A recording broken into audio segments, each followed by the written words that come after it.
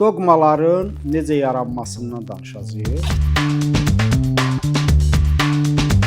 Ağlı tənqid etməklə onu doqmalardan təmizləmək məqsədi güdən Kant deyirdi ki, doqmatizm inanca bilik donu geyindirərək onu xalis ağlın məhsulu hesab etməkdir. Kanta görə doqmatik dəyərlər spekulyativdir və metafizik mənşəlidir. Onların yenilənməsini mümkünsüz edən də məhz metafizik özəlliyə sahib olmaları, insanüstü aləmi ifadə etmələridir.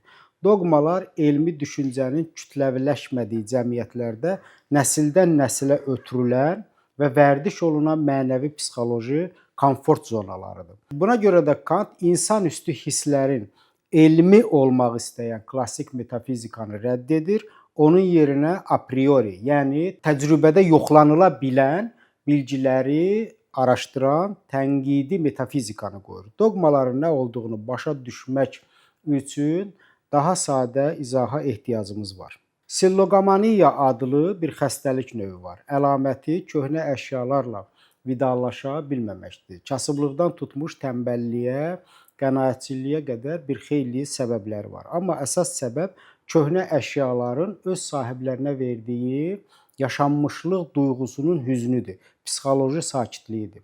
İnsanlar bu psixoloji sakitliyi, rahatlığı itirməmək üçün köhnə əşyalarından imtina edə bilmir, hətta bəzən evi əşya zibilliyinə çevirirlər. Bu lazımsız əşyaları lazımlı edən sahiblərinin bir vaxtlar onlara yüklədiyi mənalardır. Unuda bilmək üçün unudulması vacib olan mənasını itirməlidir. Köhnə adətlər, köhnə fikirlər, köhnə dəyərlər də belədir. Onların xalqa, cəmiyyətə verdiyi yaşanmışlıq duyğusunun psixoloji rahatlığı xalqın, cəmiyyətin gözünü yeniliyə bağlayır.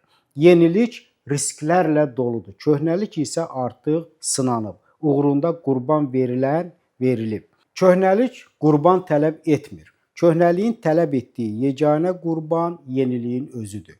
Fərd öz köhnə pencəyində özünü rahat, xoşbəxt hiss etdiyi kimi, cəmiyyət də özünün köhnə fikirlərində, köhnə dəyərlərində, adətlərində özünün cənnət həzzini yaşayır.